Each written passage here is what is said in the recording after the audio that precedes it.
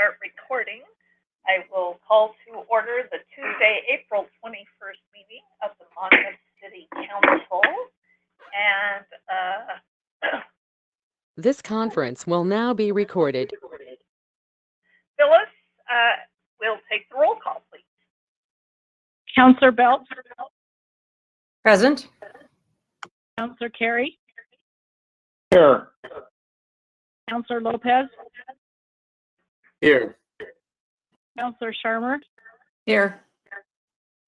Counselor Schinkel is absent. Counselor Silbernagel, Here. Mayor Coons. Here. And I'm going to ask our interim city manager to lead us in the flag salute. I pledge allegiance to the flag of the United States of America and to the republic for which it stands, one nation, under God, indivisible, with liberty and justice for all. Thank you very much. We are once again meeting remotely. There are a few of us here in council chambers and the rest of us by audio or video. And we are live streaming tonight. Hopefully, I think we've got that back on tap for our future meetings. So we'll be able to get the word back out about that. We'll start out tonight with our consent calendar. We have 3 sets of minutes you had in your packet. The minutes of the council meeting of March 31st, the minutes of the council meeting of April 7th, and the minutes of our special meeting on April 14th. And I would entertain a motion to approve the consent calendar or note any corrections.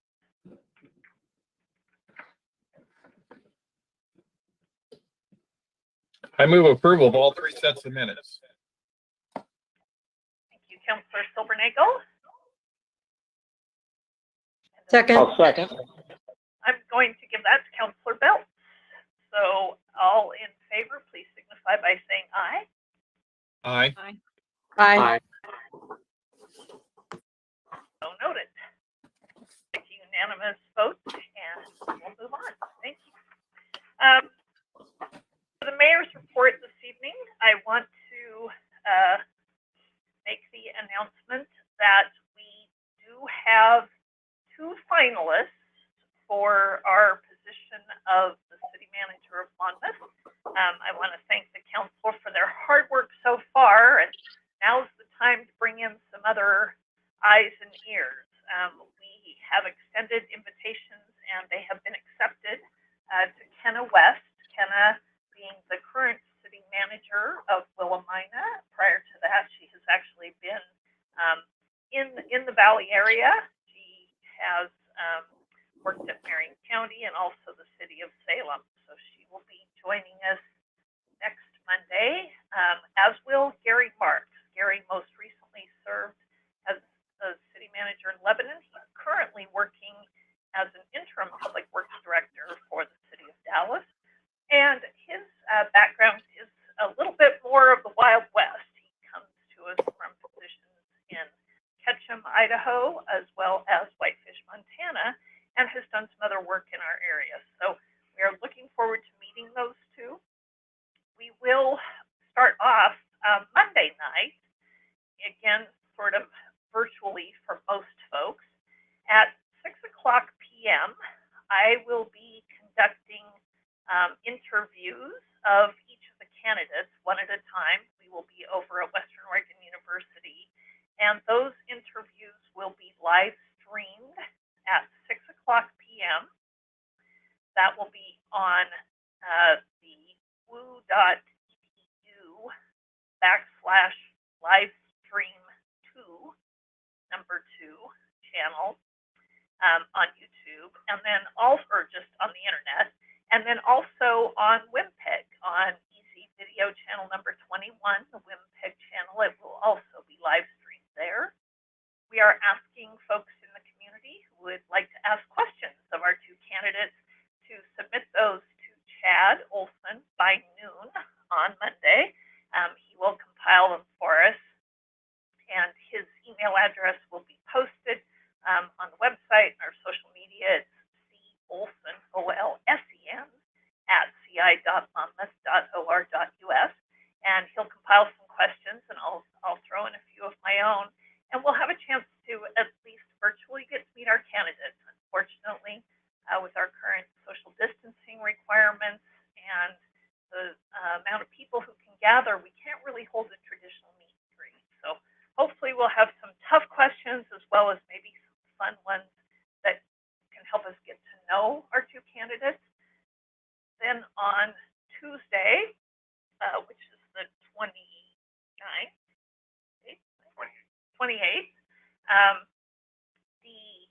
our city department heads will be able to interview each candidate. And then we will have a community leadership panel. Some of our local leaders in the community will get a chance to ask their questions and get to know the candidates. And council will have an open interview again with each of them. Those interviews will take place in person. We have very large rooms at Western Oregon University, the Columbia Room, which is in the lower level of the Warner University Center, and also the Willamette Room. So we'll be able to keep two groups going at once, having those interviews. We will then have an opportunity to hear from the department heads as well as our community leadership panel, giving us feedback.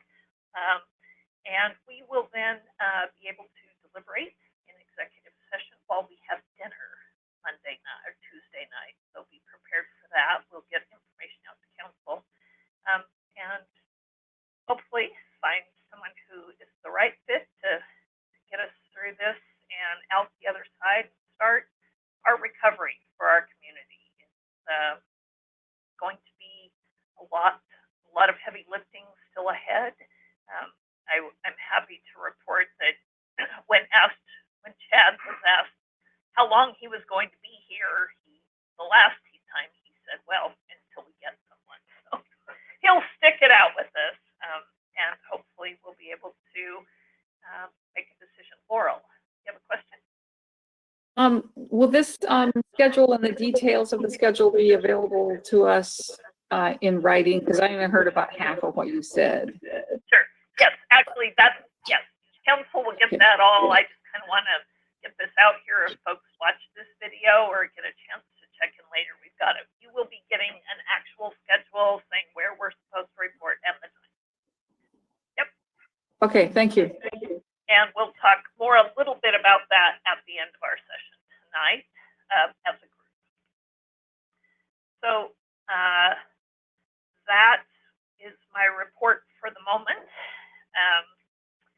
And again, I will ask each of you if you have anything to report. I know, Councilor Lopez, I don't mean to put you on the spot, but I know you've been listening in on the League of Oregon City calls that happen once a week, and I don't know if others of you have. But Chris, maybe you can report a little bit about that kind of information that is being given to all of us through our professional association, the League of Oregon Cities. Yes, thank you, Madam Mayor. I'm happy to present a report from the League of Oregon Cities calls. A little bit of background on these calls. They are organized by the League of Oregon Cities, which we are a member of, and they also have members from. My apologies, Mayor. I believe that I am getting a lot of feedback. Do you all hear that? Okay, I think that's better. Excellent. Apologies for that. So the League of Oregon Cities call that our mayor was referring to is a weekly call that's hosted with a number of other state entities, namely the governor's office, the Oregon Health Authority, as well as others as are able. We've had speakers speak from the Office of Intergovernmental Affairs in Washington, D.C., and other interested parties to try to coordinate the effort in the response to the coronavirus need. There's a lot of moving pieces and a lot of unforeseen challenges, and these are really informational sessions. There are opportunities for questions to be raised, whether those are questions specific to community needs or questions specific to things like budgeting. And these are real valuable channels of information moving in both directions. This next call will be at the end of this week, and I've really learned a lot from them. Just like anything, the information that's given in those calls changes quickly. So at this point, everything from last week's call is for the most part out of date. But it's wonderful to see that that level of cooperation and coordination. I'd also like to mention that there are national calls that are less interactive, which are being held by the Office of Intergovernmental Affairs. And I've had the opportunity to make one or two of those as well. And all I can say is that there are a lot of people working very hard to try to craft answers for questions that we don't even have yet. So trying to not only meet the needs of today, but look forward into the needs of what a few weeks from now, a few months from now, or even years from now could look like. So there's a lot of good work going on out there, and I'm happy to represent Monmouth on those calls. Great, thank you. Yes, those are very valuable, and both from a national, regional, and local perspective. I know each of us is involved in other things related to response to the coronavirus. Does anyone else have a report on that? Anything that you've been engaged in or involved in that you can report on?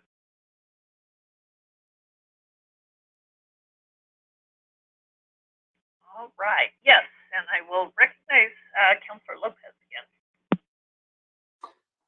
One other piece that I have is in regard to MyNet. If this is an appropriate time for updates on boards and commissions. That's exactly where I was going next, so thank you. Yes, please. Fabulous. So MyNet, as with the city, has been making plans to find a way to move the budgeting process forward. And we have now set a date of our budget meeting, which is, my apologies, there we go, May 21st from 1 p.m. to 4 p.m. This meeting will be held virtually, so much in the same way that our meeting's held tonight, although on a different platform called Google Meets, which I'm not as familiar with. But we are moving forward with that process, and it's nice to have a path. In addition to that, MyNet is standing by their policy of no disconnects. So regardless of reason, we are not disconnecting anyone during this crisis, much the same as the other city services. And I have actually a little video that I'd like to share with the council that MyNet has put together regarding the current state of affairs. Janet, are you able to share that for me? I am. Just a second here. Excellent.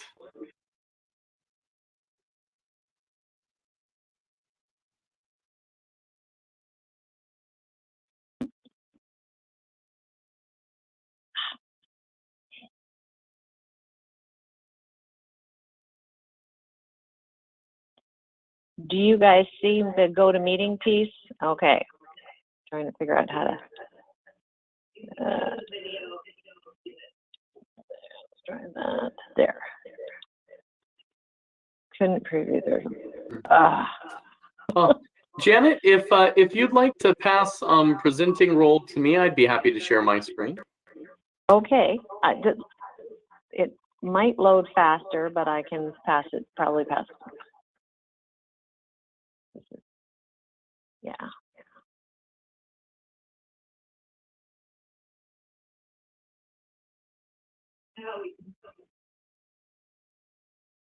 Okay.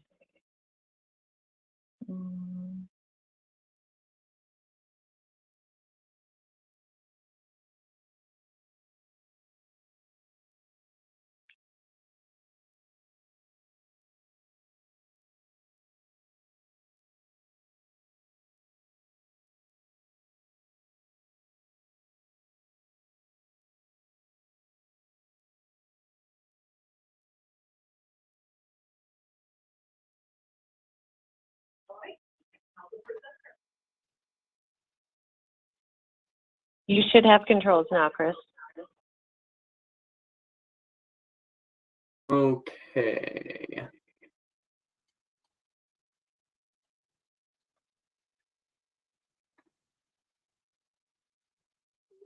All right.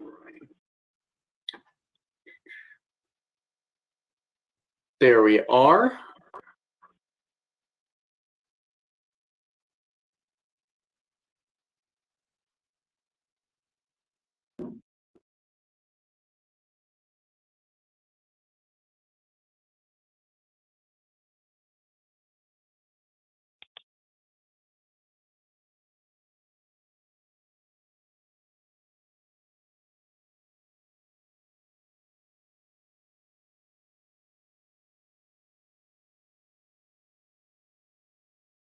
And I would like to pause this for a moment on, there we go, on this screen here. So protective measures. So these are all items that MyNet is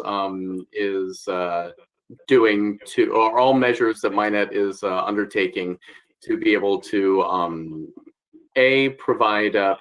continue to provide excellent service, and B, safeguard the public and their own staff. So offices are temporarily closed, but if anybody does have issues or questions, their phone lines are open. They still have their customer service representatives answering the phones.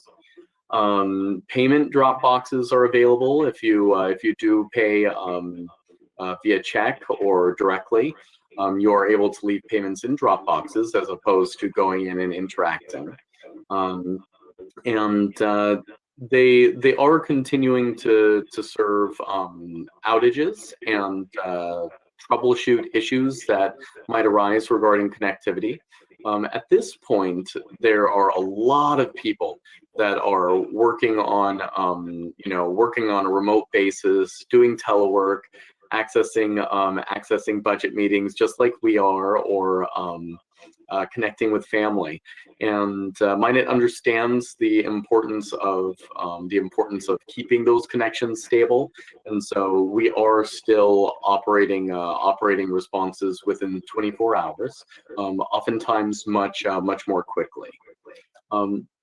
I will also mention that, and this is something from one of the calls that I was on, is if at all possible, if you're scheduling meetings or scheduling events online that will use the phone, use the internet, I highly encourage you to schedule those meetings at times that are not right on the hour or on the half hour.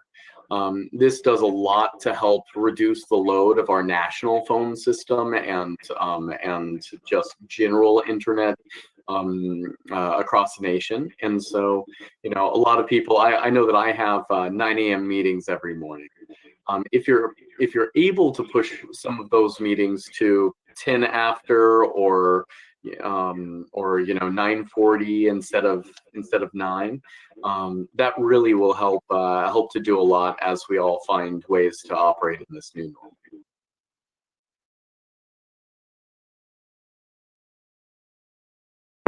Great.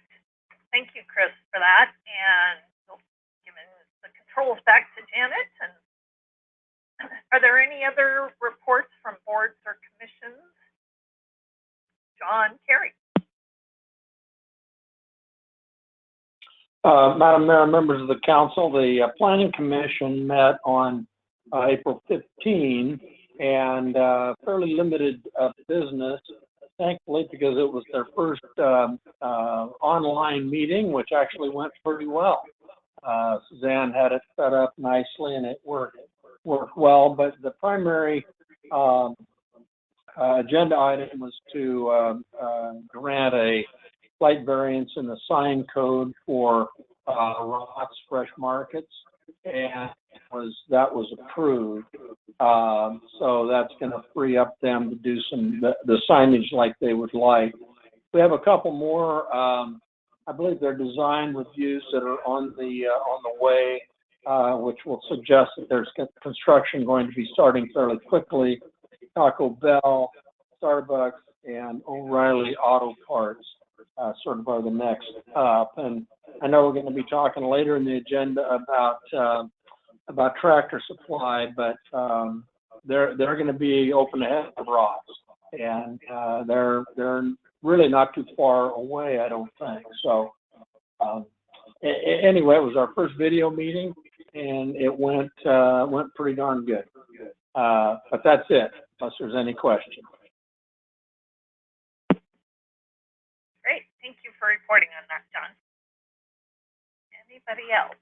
I did see, unfortunately, the library has announced the cancellation of the wine poetry event. And this year, our guest was to have been Oregon's poet laureate, Kim Stafford. His father, William Stafford, was also a poet laureate for the state. So would have been a terrific program, and I'm sure we can try to get him back next year. But another one of those events that somehow we might have hoped against hope we would be able to hold, because we aren't going to be able to. All right, seeing no other comments, at that, we will turn to Chad Olson, the city manager's report.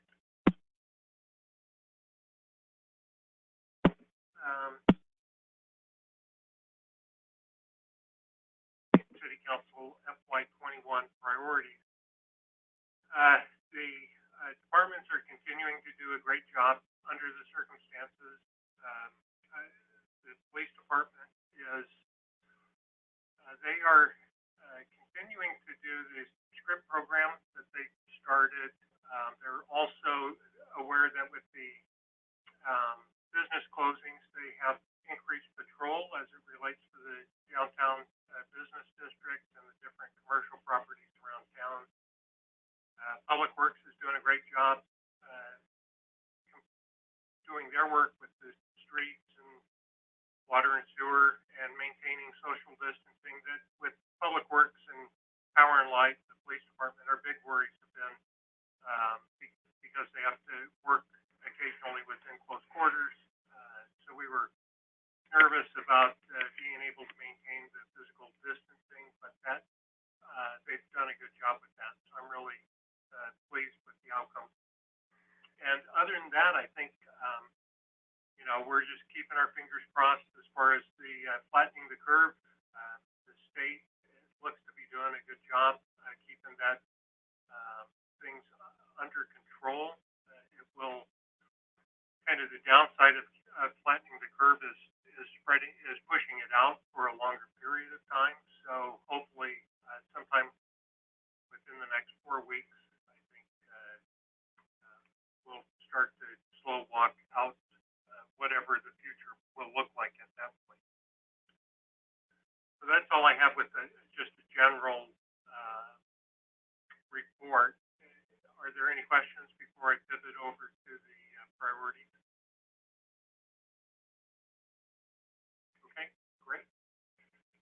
Well, as far as the priorities, first I'll apologize for not having these back to you sooner. My schedule was hijacked by the virus, and I think as we have started to become a little bit more used to the routine and having some of our systems in place, I'm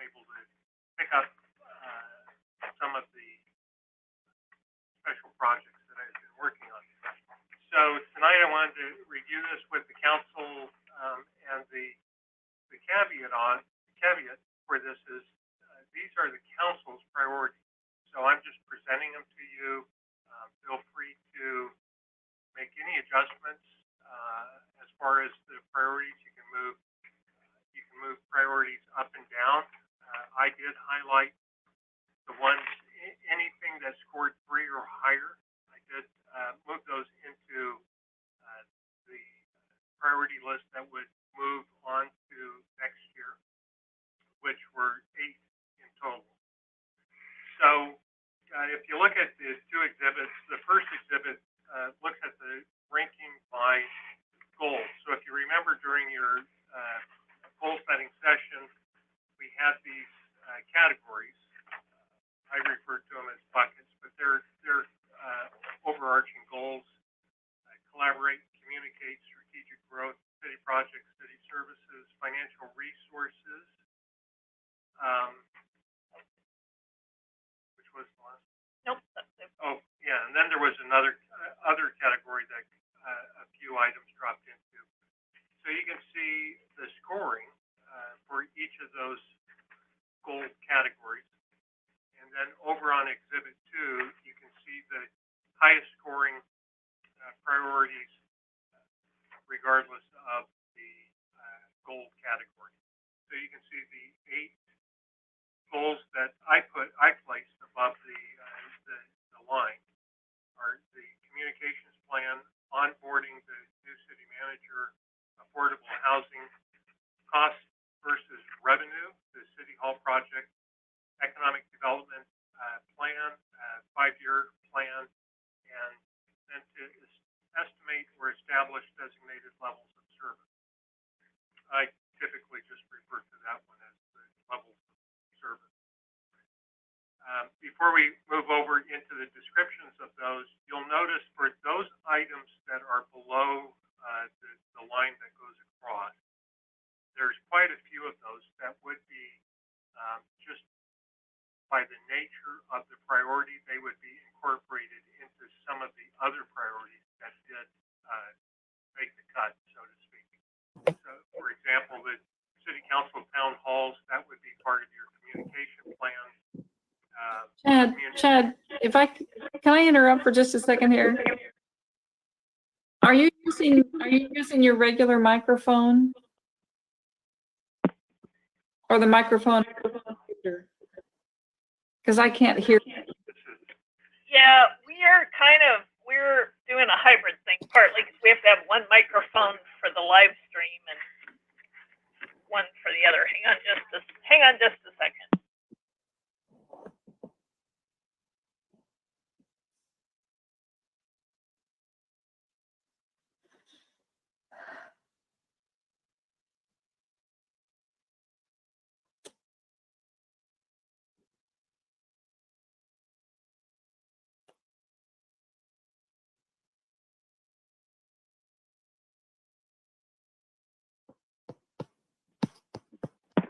Can you hear us now? I can hear you. Chad? Speak. I had you. Oh, can you hear me, Dr. Sharma? Yes, I can hear you, Chad. Thanks. Okay, sorry about Sorry that. about that. Every week we learn something new, don't we?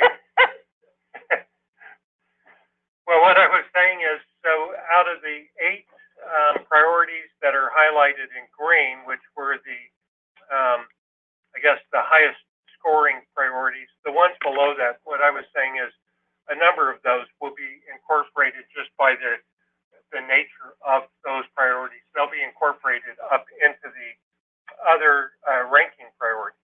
And I was, a couple examples were the city council town halls, that would be part of your communication plan.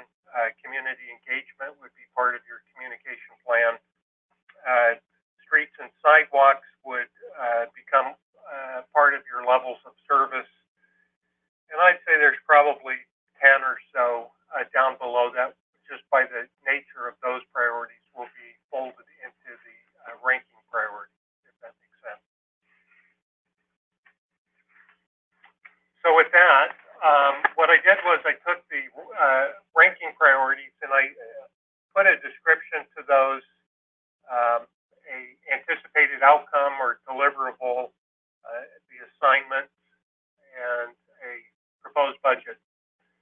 I will say the proposed budget is a best guess at this time. Technically, professionally, we refer to those as WAGs. So Janet and I will, if the ranking priorities are approved by the City Council, we will sit down and look at those in greater detail for their budget. The other comment I'll make about the ranking priorities is these do not at this time include strategies or initiatives that would be part of implementing the priorities.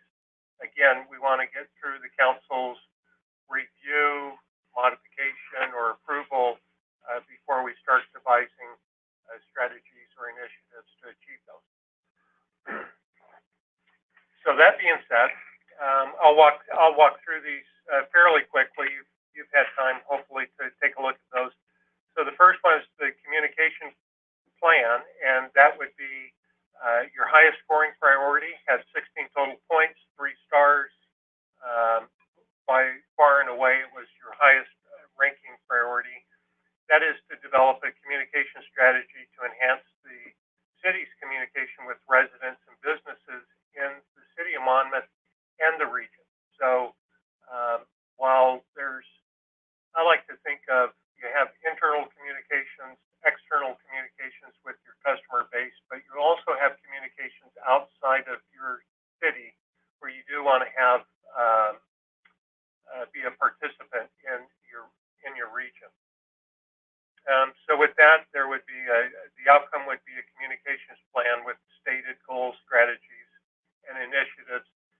And the idea is to have that prepared and back to the council by the end of the first quarter. The second highest was onboarding the new city manager. So this is a practice basically of socializing new executives that come into an organization, or in your case, the city of Monmouth, with the next city manager. And this one will develop a strategy to introduce the city manager to the organization and the community so that they can most effectively meet the council's priorities and the organization's goals. So with this one, I do think that it would, before you start developing the strategy, it would be good to get the city manager on board so that they can be a participant with that. Some of it includes professional development, so attending the League of Oregon City Conference or whatever that will look like this year, as well as meeting the different stakeholders in the community and things like that.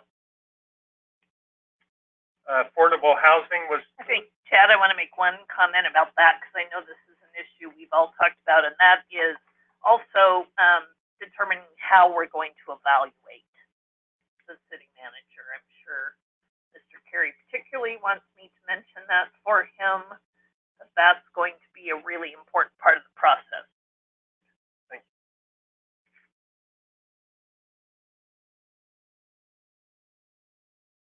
Cece, you want to say that again? That broke up a little bit.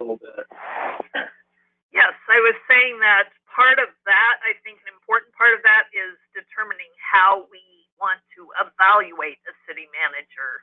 That we know that that is something that we have been wanting to look at anyway, so I want to make sure that gets memorialized here. Correct. I'll add that in for the city manager's evaluation. That'll, again, will probably be a collaborative process between the city council and the next city manager. The third item is affordable housing. Talks to the developing a strategy, providing a mixed income housing in the community. The outcomes include some work with the city zoning and subdivision ordinance, and then exploring other opportunities to work with stakeholders to ensure that you have a range of housing. So it's not all just 300,000 and above, but you try to get something that's a little bit less than that. And that's the nice thing is that would tag onto the housing needs analysis that was done by Suzanne.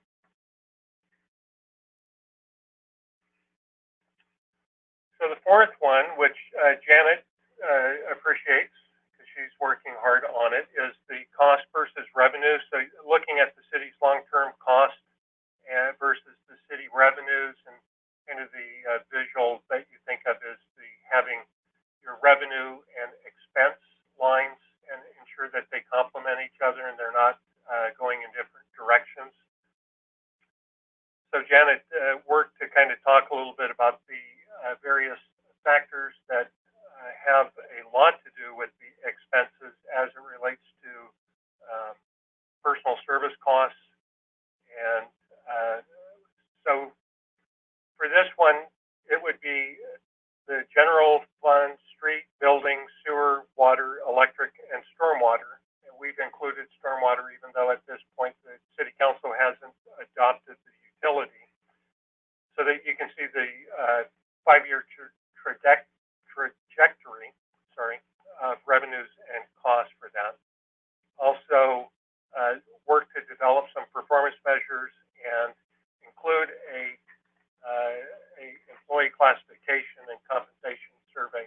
So that last one is something that cities typically like to do about every 5 years, and that's been about as long as since the city of Monmouth has done its last classification and compensation assessment. City Hall project.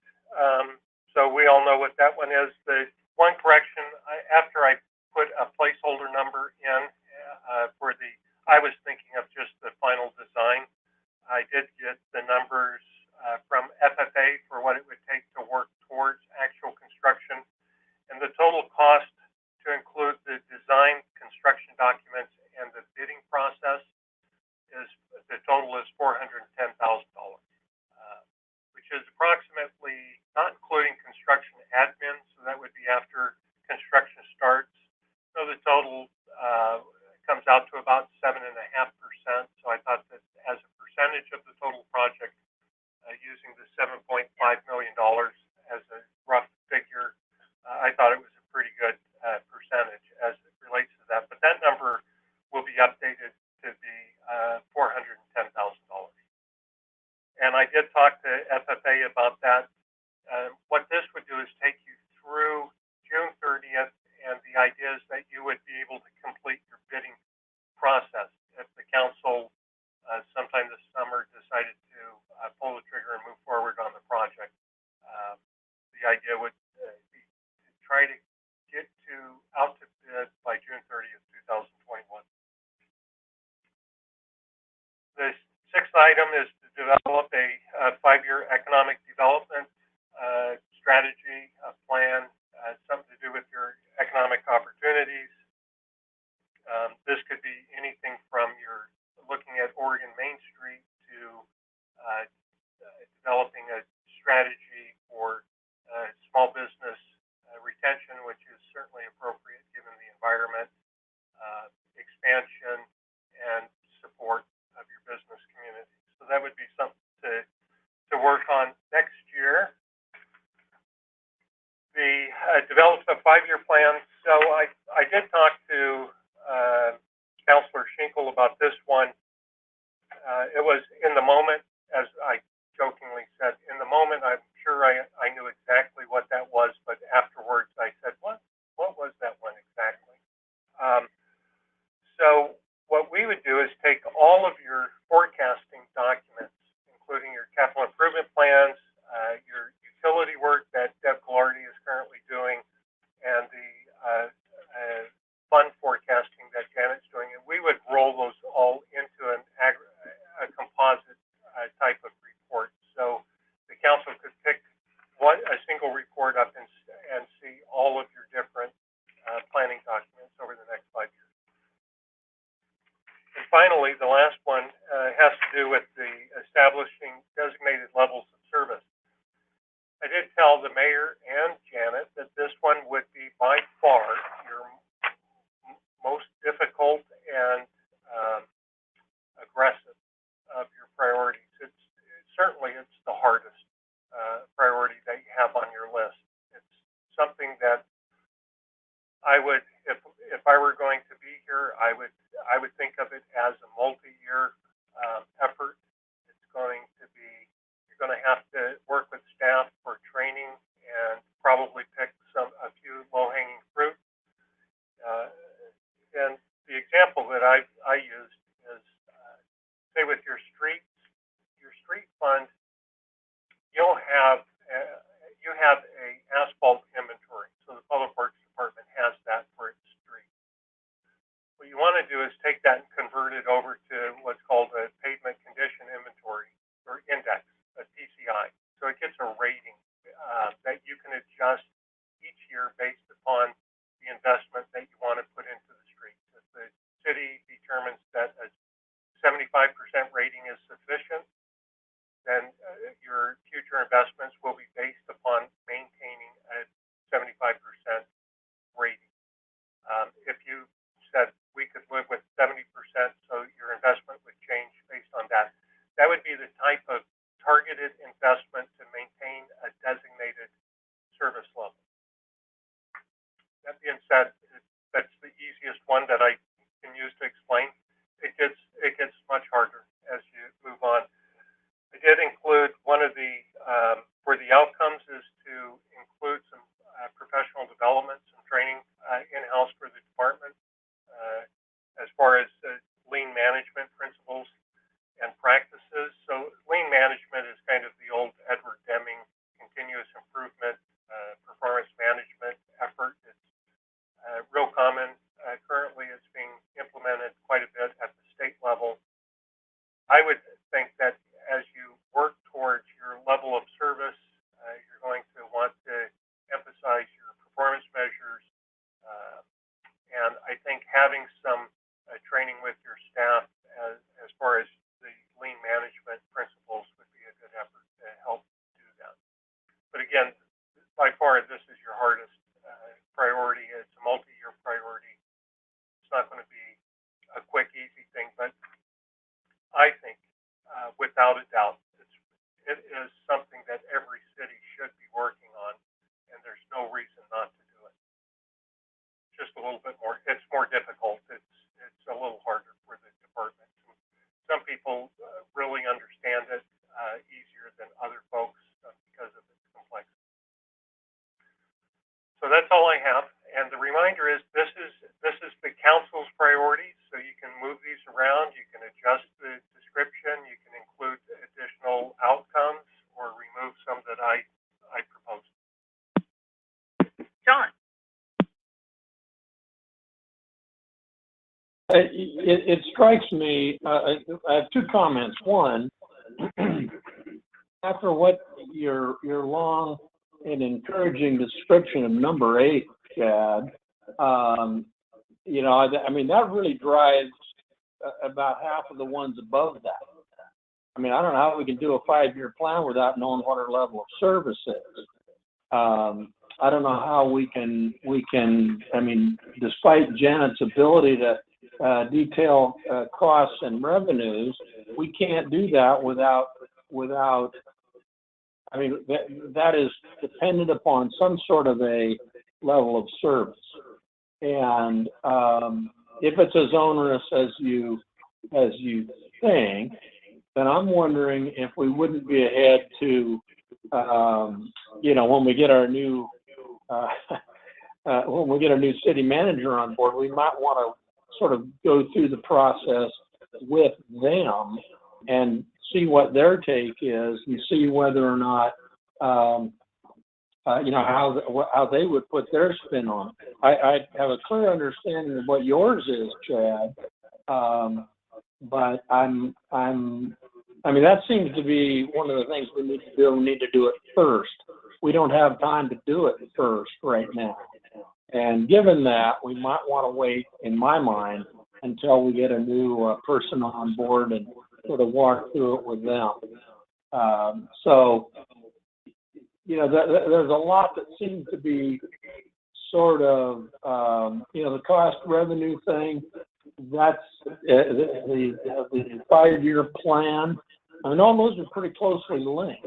And I wonder if we couldn't collapse. And I would be for, at the moment, eliminating number 8, but that's just my 2 cents. Thank you, John. Yes, as a reminder, these goals would start July 1. That's the planning framework. It's merely an opportunity to give some input into the budgeting process at this point. But these would be our 19-20-21 goals. And we had talked about not really firming them up till we had someone else on board to be able to make sure that that person has the perspective we need. So with those caveats, other questions or comments at this point?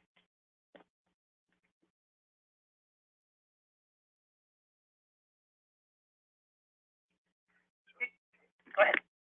So just a comment based on Councilor Carey's comments, and I appreciate that. As I said, I was not trying to sugarcoat it. It's, working on performance management initiatives, continuous improvement, lean management principles.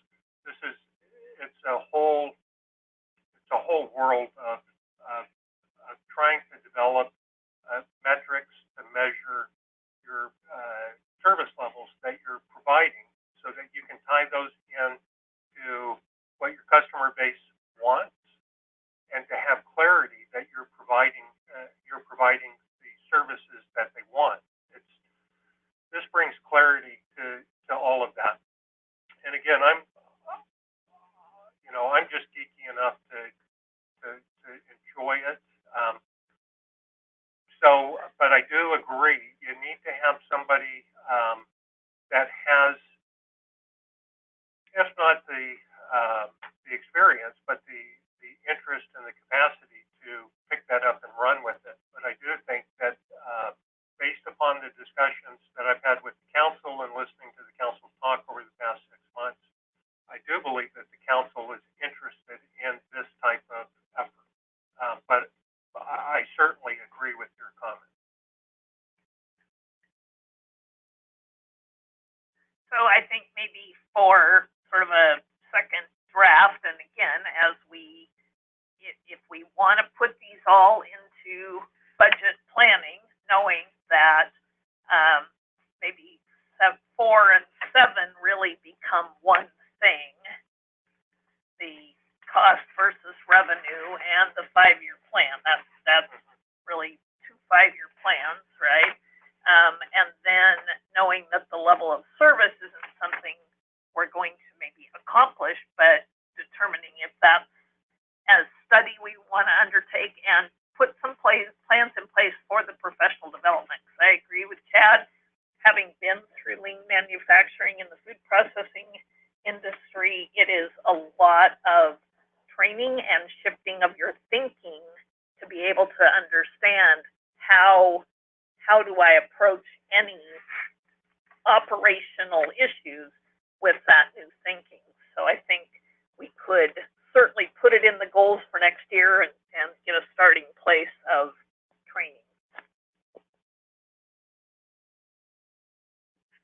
Other than that, I think they look great. That would bring us sort of down to 7 goals. People comfortable with moving forward in that framework, even though we're not really going to formally adopt these, I guess, quite yet.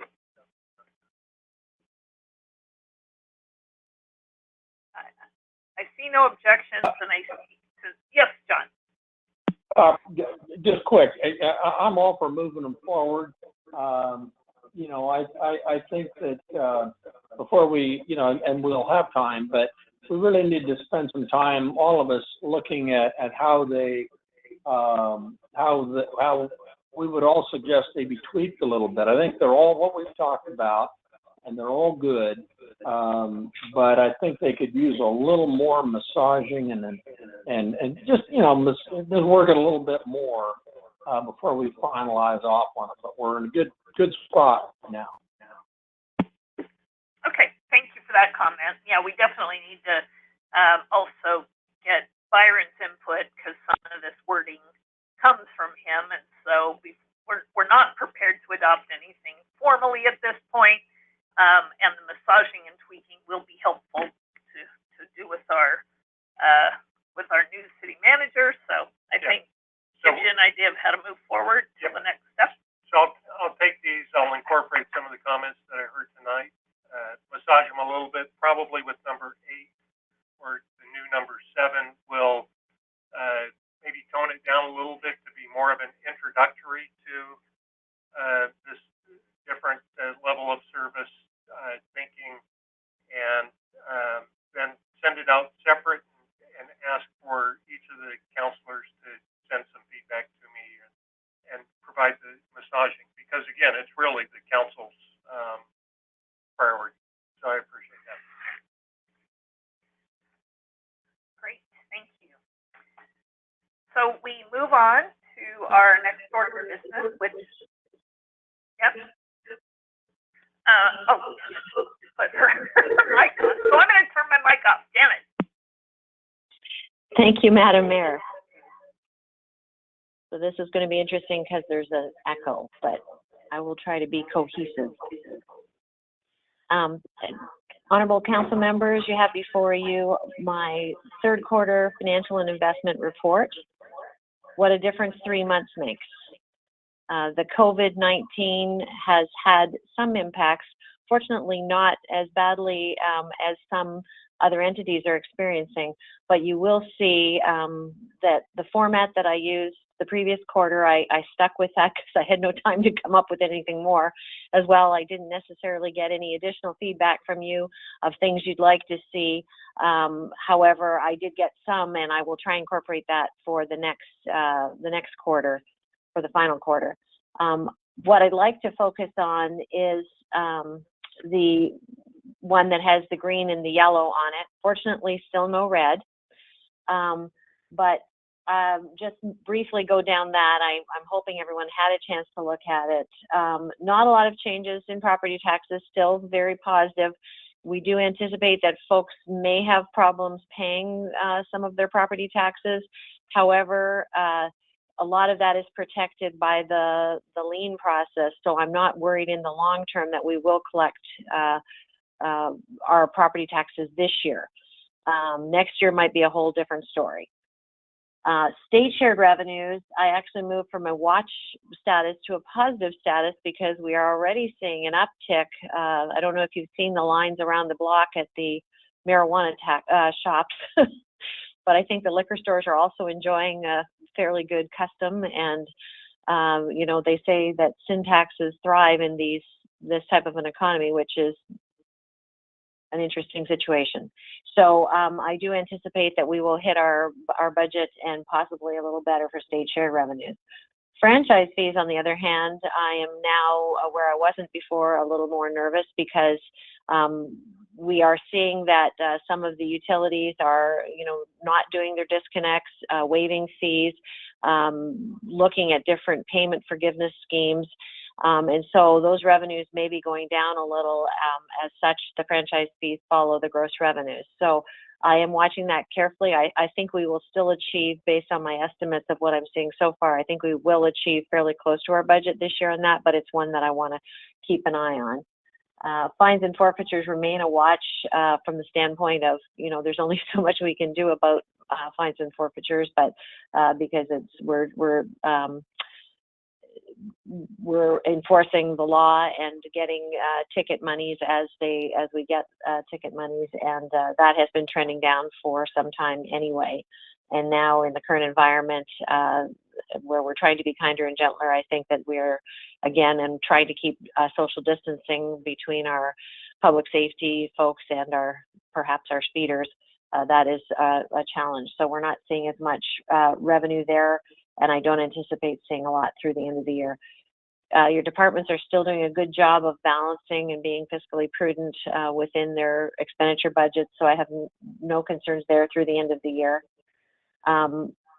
building fund and street fund have not changed much from last month. Tourism is another one that I have switched to a watch, whereas it was going along beautifully. Now I don't anticipate seeing much, if anything, in the fourth quarter as far as hotel revenues, let alone hotel tax revenues. So that number you'll see when the budget comes out has been marked back quite a bit. So obviously we'll have less money in the general fund too from the 30% transfer of tourism monies, but it's not a lot of money to us, I guess, is the upside of that. It's not the bulk of what we depend on for our particular reserves. So that's maybe the good news. Not so good news for our hotels and bed and breakfast in town.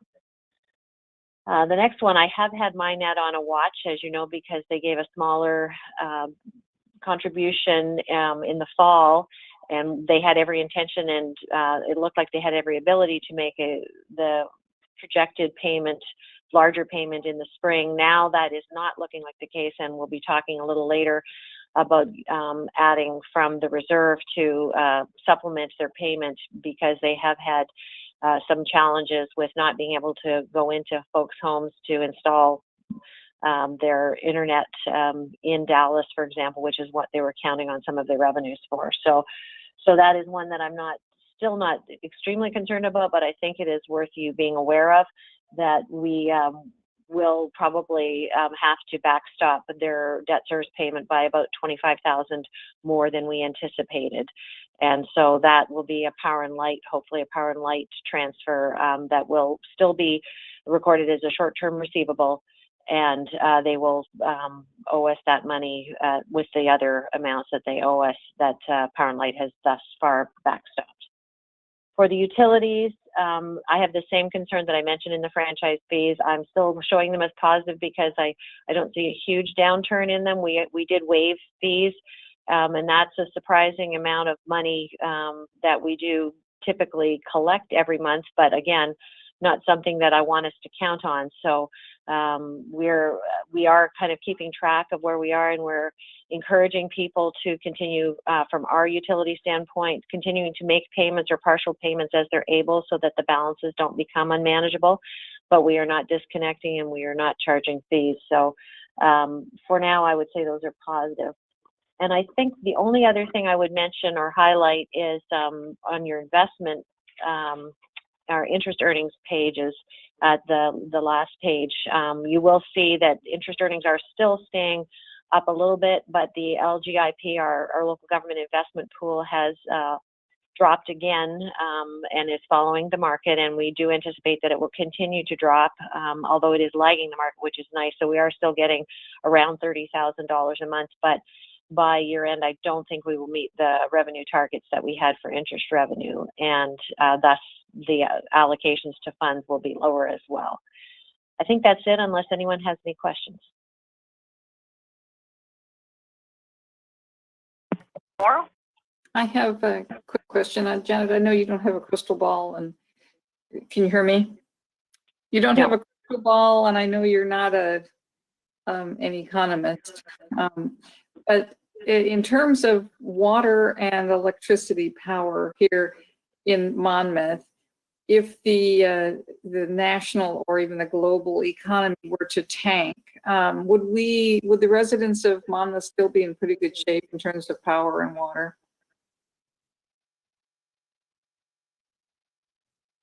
Oh, I can't hear you.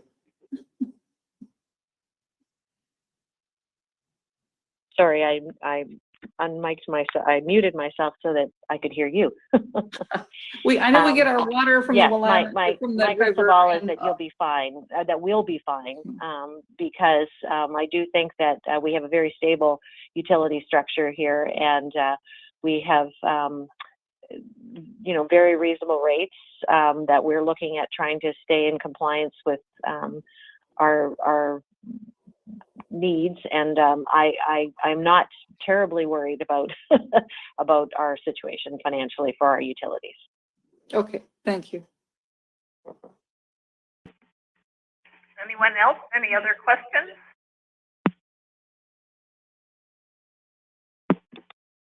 All right, thank you, Janet. As you mentioned, we do have an agenda item coming up to talk about a slight adjustment to that budget. But at this time, we do have time reserved for citizen comments. We have no one in the room with us. Phyllis or Chad, did we receive any written comments for tonight's meeting? Not that I'm aware of. Phyllis?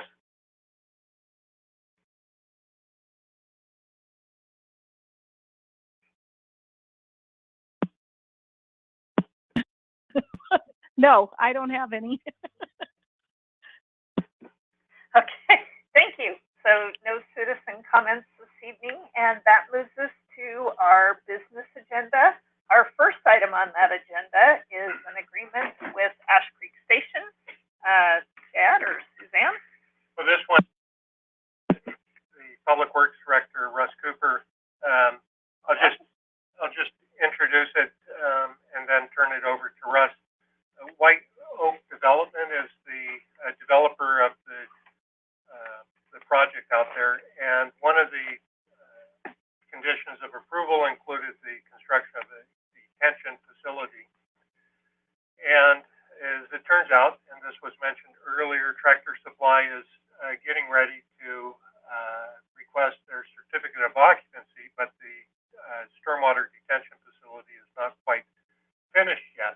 So the developer requested the city to consider receiving a cash bond in lieu of that being completed, and Russ and the city attorney worked to prepare that for tonight. So, Russ, why don't you go ahead? Yeah, thank you, Chad. I don't have a whole lot more to add to that other than the developer has reviewed the agreement and finds the conditions acceptable. As a condition of the agreement, the developer would deposit with the city a financial security that would provide the city the means to complete construction of that stormwater facility should the developer fail to do so. The developer is willing to provide the city with a cash deposit equaling 150% of the costs remaining to complete the facility. I'll note that this agreement does not relieve the developer of their environmental responsibility to meet water quality requirements placed on them through their DEQ 1200C construction permit. And then I would also say that with this nice stretch of weather that we've had recently, the developers has been able to accomplish a significant amount of the remaining work. It's possible that they will be done with construction activities on the stormwater detention facility prior to Tractor Supply's request. If that's the case, the city would not implement the attached agreement, but as a kind of a safety net, we've are going through this process to make sure that if needed, that we could do that. So I have included in my staff report a proposed motion for your consideration, and would be happy to answer any questions that I can. Yeah, I think it looks great. As they have been filling it up, they've got the rock in, they've got all the planting done, and today I saw the fence post going up. So yes, it's possible they would have this done before we even get to this point, but certainly going to be a nice looking addition on right in the corner of the curve. And I think Byron actually just let us know that he is waiting to join us. He should be calling us. Because of the executive session or we added a new agenda with the correct call-in. Yeah, I'm not sure if he has it or not. He said it was going to take him a couple minutes. Okay. All right. So we're going to go ahead. We're not going to wait for Byron on this item.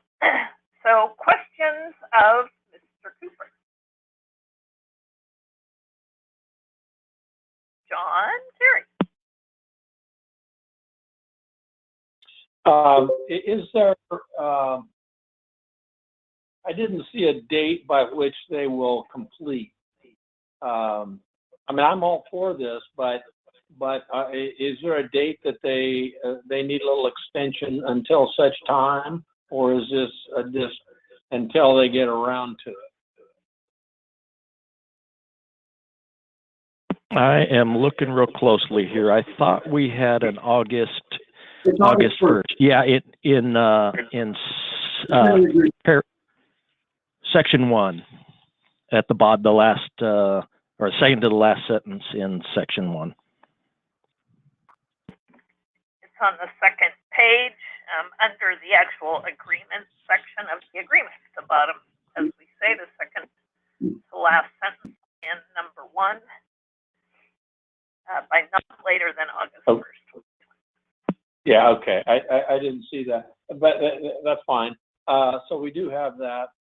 And then what is the, should we hook, get Tractor Supply hooked up, you know, their parking lot is functioning. It sounds like the system is working right now. Is that correct? And the only thing that they need is Tractor Supply can't go live until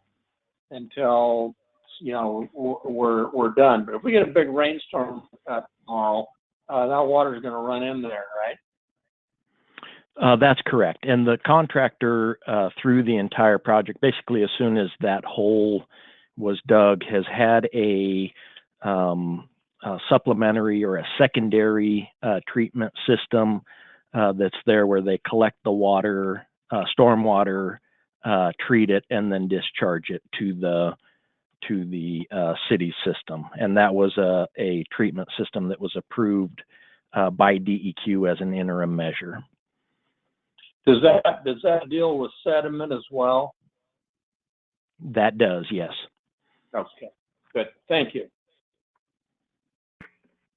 Thanks, John. Yeah, Byron, in case you haven't been able to tell, we are actually on our first business agenda item, the Ash Creek Station Improvement Agreement. And does anyone have any other questions for Russ Cooper?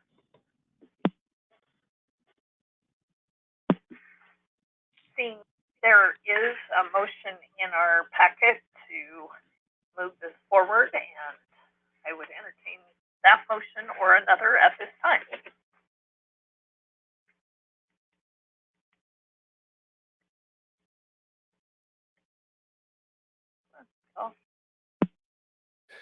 I move to authorize interim city manager Olson to sign the Ash Creek Station agreement for improvements on behalf of the city of Monmouth. Thank you, Darren. And a second?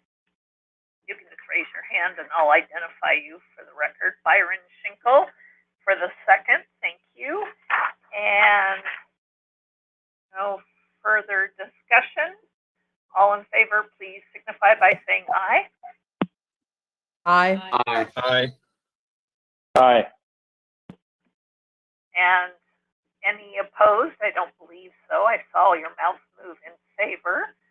So Phyllis will record that as a unanimous guidance and direction to Chad to complete this agreement with Ash Creek Station and get Tractor Supply open. So thank you very much. We now have ready to bear fruit to a lot of labor, our park master plan. And so Chad or Suzanne? Yes. Suzanne, go ahead. Okay, well, good evening, Honorable Mayor, members of the council. Yes, in your packet, you have a staff report this evening to adopt the updated Parks and Recreation Master Plan. This has been a project that we've been working on with the Parks and Rec Board for the last about year and a half now. There was a council work session in January to review the draft plan. If you'll remember, the project consultant, Steve Dew with Conservation Technics, came in and presented that report. This is a project that's partially funded by an Oregon Parks grant, and it's an update to our 2008 plan. That's the last time the city did a Parks Master Plan, and since then we've completed most of the projects in that plan, so we're We're due for this update to have an updated list of projects and move our Parks and Rec program forward for the next 10 years. So the recommendation by the Parks and Rec Board is to adopt the Parks and Rec plan. It's referenced or attached to Resolution 1897 that's in your packet. There have been a few changes made since your January work session I just wanted to point out. Staff worked with the consultant to update the capital improvement plan. It was initially done as a 6-year plan, pretty aggressive from what we thought we'd actually be able to realistically accomplish. So we stretched that a little bit further to a 10-year plan, which is a little more typical for these Parks and Rec plans. We also bundled some of the projects together where we thought it would make more sense to construct multiple projects in the same park, just to save some of the staff time and administration, have a little bit more efficiencies there. So made some adjustments to that. Also adjusted some of the project cost estimates. A few of them were a little bit low from what the research we had done. For example, the skate park, that we knew that that estimate was higher. So we did make some tweaks to that. But other than that, everything stayed the same. The next step is, if this is adopted, we'll need to update our parks system development charge fee. That's a fee that we charge for new development that helps us pay for this wonderful list of improvement projects that we want to accomplish. So you'll be seeing that in the probably upcoming next fiscal year this summer to get that updated. There's a sample motion in your packets, the bottom of the staff report page. And with that, I'd be happy to answer any questions you might have about the plan. Thank you, Suzanne. Yeah, a lot of work and a great plan, a great opportunity for us to think to the future as we are talking about levels of service and long-range planning. Any questions? Yep. Entertain a motion? Let's let Councillor Schinkel ask his question first, and then I will. Thank you. Suzanne, does part of that SDC, can you use those SDC funds to fund the skate park because it's part of the master plan, or to partially fund the skate park? So system development charge fees by statute have to be used for creating projects, park projects that create new capacity. And so since we have an existing skate park, we'd only be able to count a portion of the skate park project that's expanding the capacity. So I think our skate park now, and Russ can correct me if I'm wrong, it seems like we would be doubling it with the proposed project. So we could fund potentially a portion of the skate park expansion project with SDCs, but definitely not all of it. And frankly, we don't have that much, usually your park SDCs, right? You want to kind of spread the love a little bit on those. So I don't know that we would drain them all for one project anyway. That's kind of a policy choice. But yeah, does that answer your question about being partially eligible? Yes, thank you. All right, Chris Lopez. And this is a comment more so than a question, but I just couldn't help but notice in the park conditions assessment. This is on page 89. Going along our park conditions, most of the parks look to be in fairly good condition, with the glaring exception of ADA compliance. Out of our multitude of different parks, there are only 2 that were rated as being in good shape regarding ADA compliance. All remaining parks were listed as fair or poor. So Not that I have any, anything that needs to hold this process up today, but just wanted to highlight that as we consider our park needs for the future. Thanks, Chris. And again, those would not be eligible expenses under the systems development charges. Those would be either grant funded or general funded, I think. So those are things we would be looking for as we move forward opportunities. All right, Laurel, I would entertain a motion now. Please, Councilor Farmer. All right, I move that the council adopt resolution number 1897, a resolution adopting the updated Parks and Recreation Master Plan. Thank you. And a second from Councilor Lopez.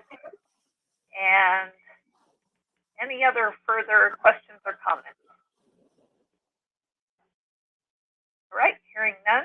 All in favor of this resolution, please signify by saying aye. Aye. Roll call. Aye. Oh, it's a roll call. Do a roll call. Sounds like everybody said aye already. So, Councilor Lopez, Aye. Councilor Silbernagle, Aye. Councilor Belts, Aye. Councilor Sharmer, Yes. Councilor Schinkel, Yes. Councilor Carey. Aye. Thank you. All right, thank you very much. And thank you, Suzanne, once again for that. And that's a lot of work this past year, but that was a big one. But it has a lot nicer pictures than some of the other ones you got to work on. So that's very cool. We have now we are actually to the other finance issue. And so we'll have Janet do this again. This is really hard for me because on this one, I get an echo no matter what I do. So I might step away from the thing here while she talks. No offense to any of you. Thank you, Madam Mayor. So the supplemental budget that I brought before you, I talked a little bit about earlier. Essentially, we have a couple of options in order to be able to not break our appropriations that we adopted for this debt service payment. We can use the $200,000 that was set aside for this very purpose, not all of it, just 25,000 of it. We haven't had to touch the reserve in a couple of years, and we actually diminished the reserve because we haven't needed it down to 200,000. So the 25,000 that we're contemplating taking from that would simply be a transfer effectively from those reserves to give it sufficient appropriation so that Power and Light can do the transfer that they need to do to backstop the payment. And I see a look of consternation on Councilor Schinkel's face because he missed my report.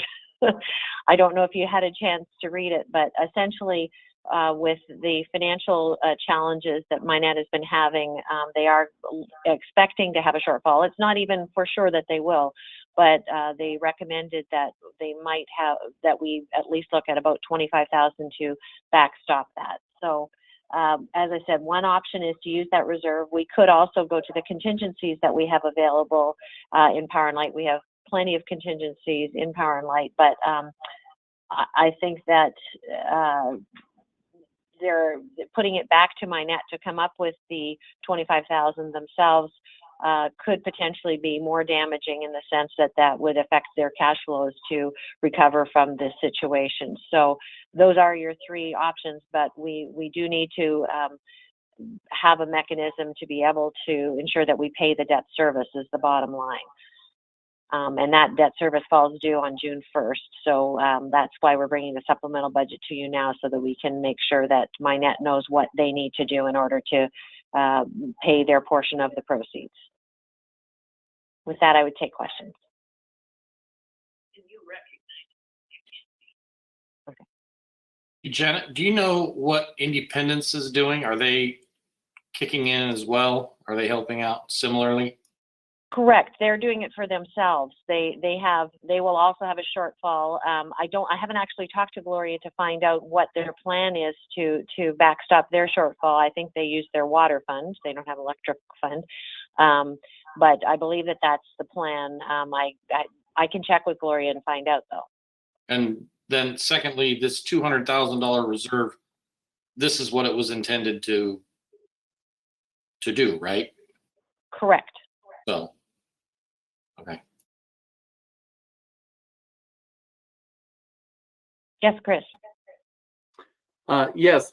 So, for clarity here, this is to defer a shortfall that was a result of not being able to complete installs, and that was propagated by the current crisis, the past couple months, and then the expected continuation of that through the end of the fiscal year. Is that correct? That's correct.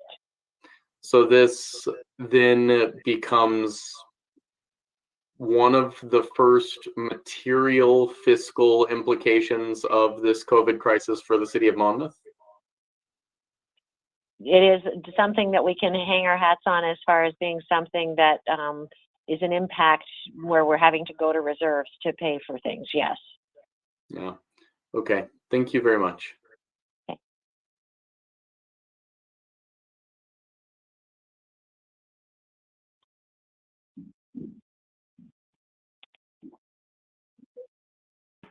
All right. Janet, and I just wanted to confirm, because budget law, is it okay to take money out of reserve? I know that's what contingencies are for, but I just want to review that it is all right to take from reserves as well. It is as a supplemental budget. That's the format. Thank you for asking. Yes, that's why I crafted it as a supplemental budget. We have to state that where the resource is coming from for this unplanned contingency, and that's how we're not actually spending out of the reserve. We will move the appropriations. We will create the appropriations and move them to the transfer budget, and then we will transfer from Power and Light to the MyNet fund in order to pay the debt service. And we can do that without this supplemental, without a hearing? Correct, because this type of supplemental budget, just like the category change that we're going to talk about at Urban Renewal, does not require a budget hearing. It only requires a regular notice of your governing board, which we did. Good, thank you. Any other questions? Otherwise, again, there is a sample motion for the resolution, and we would have a roll call vote on this. I move that a supplemental budget to use reserves to increase transfer appropriations in the Power and Light Fund, as detailed in Resolution 1898, be approved. Thank you, Councilor Lopez. And a second from Councilor Belt. And any further discussion? All right, Ms. Bowman, take it away. Councillor Silbernagle. Aye. Councillor Carey. Aye. Councillor Schinkel. Yes. Councillor Belts. Yes. Councillor Lopez. Aye. Councillor Sharma. Yes. Thank you. Great. Thank you very much. That's resolution number 1898. And at this time, we actually have an urban renewal agency meeting. And so Chad wants to talk. No, I just want to point out that, so you're going to adjourn this meeting to the urban renewal meeting and then reconvene for executive session as part of this meeting. Yes, that's what I'll do. So I am adjourning the regular session of the City Council at this time. The council itself will then, after this, go into executive session pursuant to ORS 192-662A to consider the employment of a public officer, employee, staff member, or individual agent. Somewhere else, 6, and I can't find my other citation. Counselor Shetterly. Yeah, that's ORS 192-662H, to consult with counsel concerning the legal rights and duties of the public body with regard to current litigation or litigation likely to be filed. Great, thank you for that citation. I printed it out. It's around here somewhere. Thank you very much. So we are hereby adjourned from regular session. We will reconvene as the Urban Renewal Agency. And Phyllis, please call roll for the members of the Urban Renewal Agency for this meeting of Tuesday, April 21st.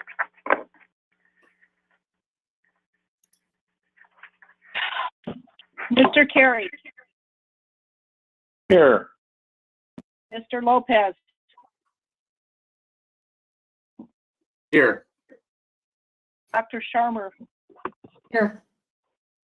Mr. Schinkel, Here. Mr. Silbernagel, Here. Ms. Elf, Here. Ms. Coombs. I am here. And I don't see, again, any citizens in the room to make comments. Did we receive any citizen comments for the Urban Renewal Agency? Not that I'm aware of. No. Thank you very much. We do have a consent calendar as well for the Urban Renewal Agency. The agency last met on March 3rd. Those minutes were in your packet. And that was also held in executive session as well as some comments. So I would entertain a motion to approve the consent calendar as presented.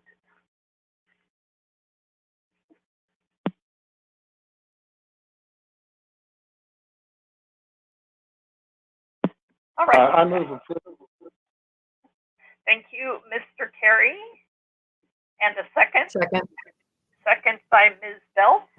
All in favor signify by saying aye. Aye. Aye. Any opposed? Seeing none, those minutes are adopted, and we do have one item on our business agenda. Again, a Ms. Chenard. Thank you, Madam Mayor. So this is a year of different things, and we have another supplemental budget for you, council members. This supplemental budget is actually twofold. The first portion relates to some additional consulting and contracts that we've gotten into in order to move our urban renewal agency and district along. And that we've actually engaged in up to $30,000 worth of contracts for some very good work that has already been begun by Tiberius Solutions in working on our financial plan. And also FFA Architecture has recently been engaged to help with a possible feasibility study for a tenant improvement. Elaine Howard has been put on a retainer of sorts. We're not sure that we will spend these monies this year, but we would like to have the flexibility to do so, and so some portion of them anyway. And so we're asking for a supplemental budget for $30,000, and what this does is holds complete the $30,000 in facade grants that we had already budgeted, and that there has been some interest in that your community development director has heard from several of our storefronts on Main Street that they might be interested in using those facade grants. So this just allows that to happen should that move forward before year end. And in any event, both, all three of these consulting contracts would help us move further along with our one of the council priorities of urban renewal. So that's the first part. I don't know if anyone has questions about that piece.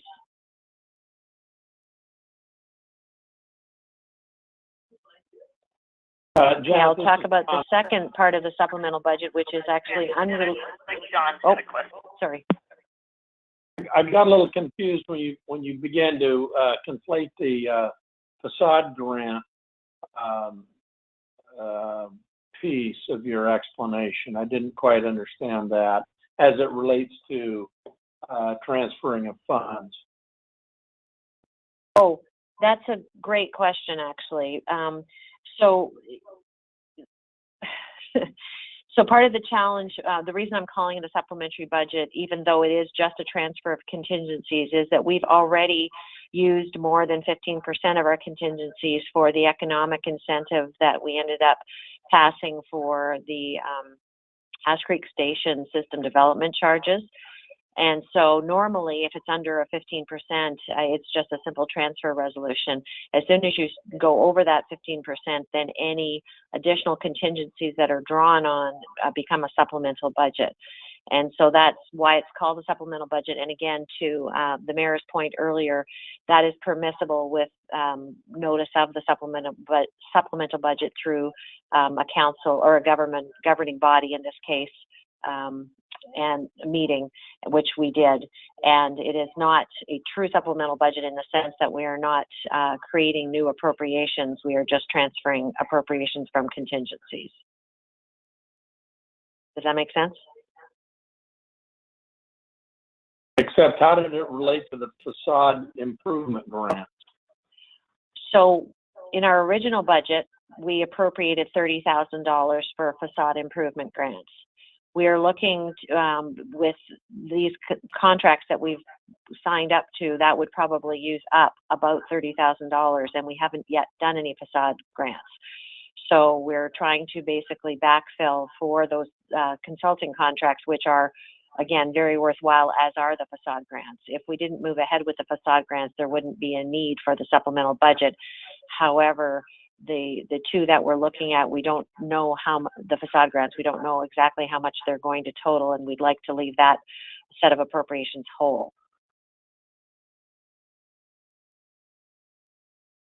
I hope I didn't muddy the water by mentioning that, but I just wanted to make sure that we understood that there was sufficient appropriations currently, unless we spend on both types of spending. Yeah, it was clear when we were talking about the need for the consultants. It did muddy it a bit when we began to talk about those unused facade grants, but I'm glad we're keeping those. So good. I'm fine. Yeah, this just allows our staff to do the spending, right? This is an opportunity for them to spend if requests come through, and we give that authority. Doesn't mean it's going to happen.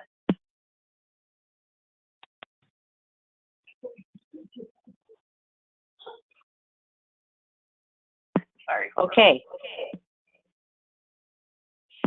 So the second part of the supplemental budget relates to a change that I became aware of at a local budget law training this year. For some reason, it hasn't come to light for the last, 30 years or so that that I've been doing this, and or 20 years, I shouldn't exaggerate. And also, it is something that has been done for the last 10 years with audit approval. So when I found out that it was a situation that we needed to fix, that's why I'm bringing it to you, is that apparently you cannot do a transfer between a separate agency like the Urban Renewal Agency and the city, because they're two separate entities, which makes a certain amount of sense. So they have a category called special payments.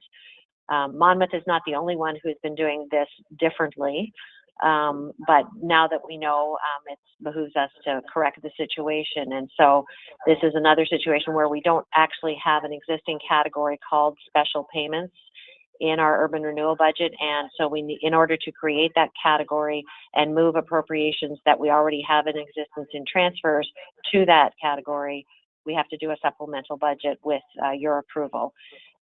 And so all that this first part of it is to create the special payments category. And then the second part of that supplemental budget is to transfer from our transfer line the $15,000 that we appropriated to pay the general fund for the administration of the Urban Renewal Agency, move those $15,000 in appropriations to the special payments line so we can make the special payment.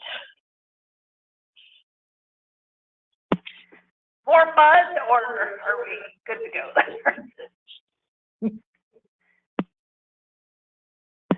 All right, and we are in consideration of resolution number 35 of the Urban Renewal Agency in its lifetime, a resolution approving a supplementary budget in fiscal year 1920 to use contingencies and creating a new special payments category and transferring appropriations to that new category and directing the finance director to make appropriate entries. There is a motion to that effect in our urban renewal packet. Anyone want to take the bait? Darren, your mic's on. You're up. Okay, so I move just what you said, and if you'd like me to repeat it, I will do that. Otherwise, Phyllis, do you need him to make the full motion?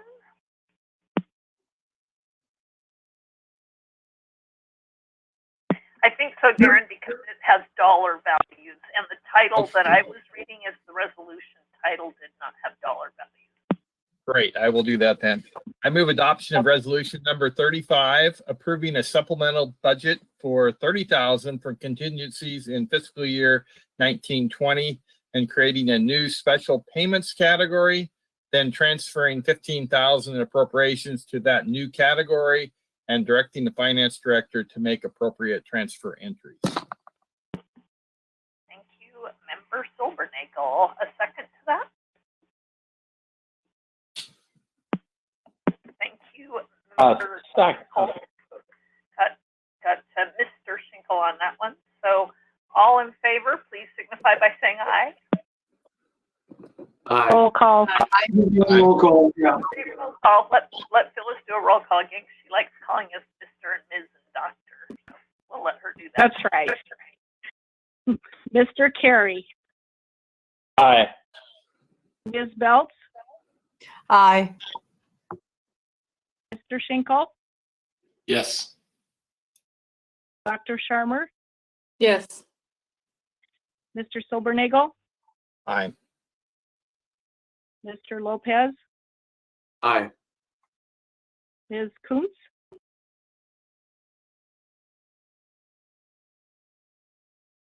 I can't hear you. Sorry. Ms. Kuntz, The motion carries. And I voted aye, and the motion carries. So resolution number 35 adopted by the Urban Renewal Agency. And at this point, we will. I will take a motion to adjourn the Urban Renewal Agency.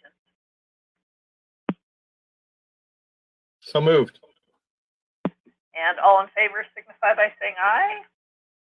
Aye. Aye.